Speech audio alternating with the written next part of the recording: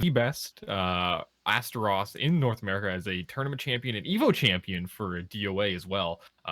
Very fantastic player, amazing reads, very good at conditioning his opponent, and very good at acknowledging when he is not making the correct decisions. And being able to adjust. So he's a player that is very, very strong, very, very hard to defeat. Very unique in terms of how he plays Astaroth. For the most part, it seemed to be generally considered that an aggressive Astaroth was the way to go, due to the fact that he got so much frame advantage off his command and meter off of his command grabs. But Rikuto tends to go the other way around. He tends to poke his opponent out with some of those safer strings, those BAs and ABs. And then you also have Yincrescent, the 2B player from the Maryland area. I can't remember a Maryland Astaroth player, but 2B definitely. We've seen a lot of what some people would consider to be low tier characters in Soul Calibur, as low tier as Soul Calibur 6 characters get. Not necessarily the most popular characters, so very, very interesting to see. And Yin was able to make a comeback in that round. Yeah, living on a pixel. So great to be Yin, keeping his composure. But we're halfway there. Oh, living on a pixel. Thank you for the ad-lib, Jay. I appreciate it. It's gonna be great OP here, getting the A+B. Take my Oki and we'll make it, I swear. Your singing is fantastic, and I'm sure everyone in the chat appreciates it just as much as I do. Yeah. I'm sure that's what everybody came to the stream for seeing. Yeah, exactly. So it is important to note that, like, 2B's ability to throw out pressure and strings definitely becomes significantly weaker if you actually know about it. So, for instance, Astaroth could have just reached out there at the tippy top and just, screwdrivered her down, or pile drivered her down onto the ground. But Rikuto, maybe not necessarily 100% familiar as to what Astaroth can do in this matchup. It can be a little scary to do, especially online, a little harder to react to, but yeah, Astaroth can obsidian drop 2B out of her aerial stance, which is a really awesome interaction. Yeah, definitely not, again, necessarily going to be able to use the armor that Astaroth has, and it is important to note that one of the other things is that if 2B guesses correctly when she has Soul Charge going, if she guesses correctly like 3 times, it's basically the end of the game.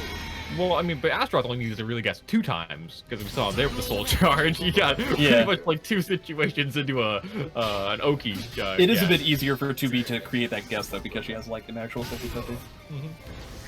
Okay, trading Soul Charges here. Yeah, Rikuto's gonna be totally fine. Whoa, never mind. Well, pardon me, all the hell. That was hilarious. Just walk up GI. Walk up RI. Oh yeah, RI. But it is important to note that it's still kind of what Rikuto wanted, in the sense of trading bar for bar so that Yin has nothing and Rikuto has something. Oh, but tech crouch from AGS gonna avoid the throw. Breaking the armor. Oh, this is a very, very bad spot to be in. But Yin, maybe whiffing, gets punished. Doesn't have him going for the punish. Goes for the GI. He has a bar net.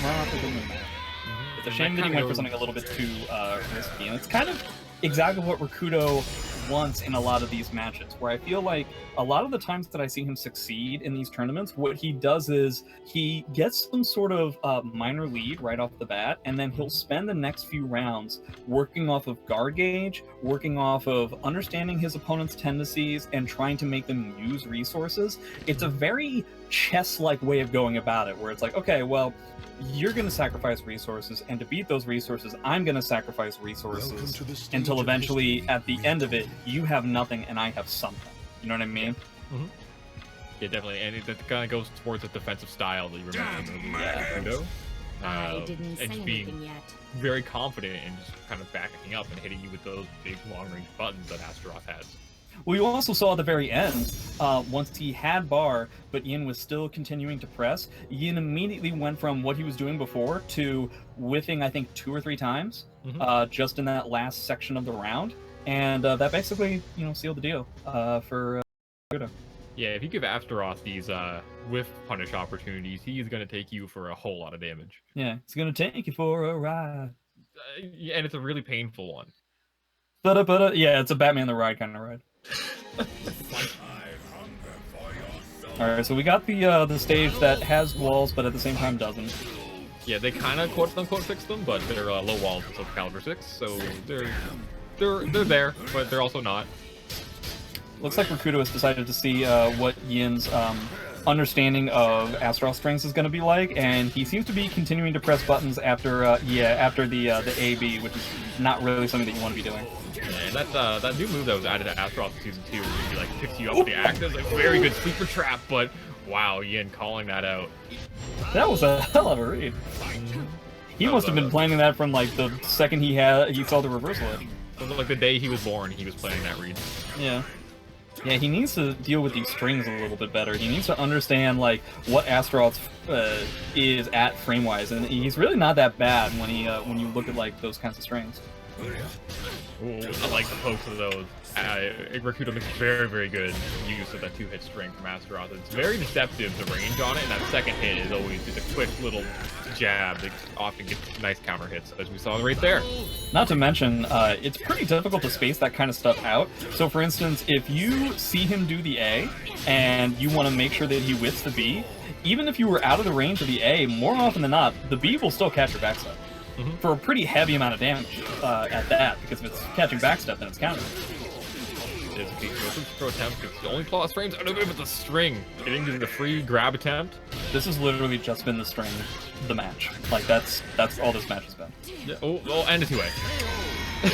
And see, we're in that situation that we were talking about, where like Rikuto has full bar, Yin has already gotten his bonus bar. So Rikuto will be totally fine spending both bars to get rid of the soul charge that's happening right now. But he ends up gonna get punished anyway. Never mind. Duck, I like it, but he takes his punish as just a teabag. This is not the place to be doing that. This is definitely EVO 2020 training right now. He ends up getting a huge amount of damage. He's going to get another bar. And again, Rikuto's going to be totally comfortable spending his bar for Yin's bar, if I had to guess. Because at worst now, he's just going to be even for the next round. Yeah, he's totally cool with this. And I like Rikuto mixing up the strings, doing the single hit to try and throw off Yin's timing, but unfortunately, not going to be enough in this situation to be super powerful in Soul Charge. This is literally the exact way that the last game was going. So even... Oh, is that the game? Oh my god. But if you think about it, that makes sense, right? Because the gunshots are a high, and it's what typically 2B players do in that situation. And again, kind of what we were talking about when it comes to like understanding risk reward. What was going to happen if he was wrong about that? He was going to lose that round, and they were going to go into the last round where Rikuto has a bar and Yin doesn't. And it's the exact same way that the previous game had finished,